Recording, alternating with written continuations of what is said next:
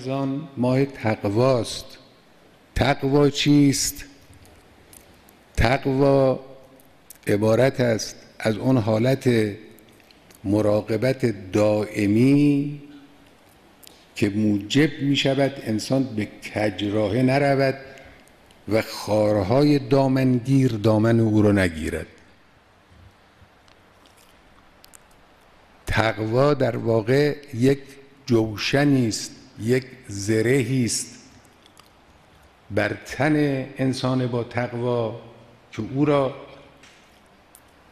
از آسیب تیرهای زهرآگین و ضربه‌های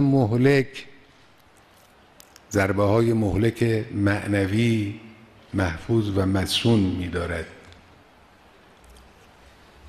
البته فقط هم مسائل معنوی نیست. و من یتق الله یجعل له مخرجا و یرزقه من حیث لا یحتسب.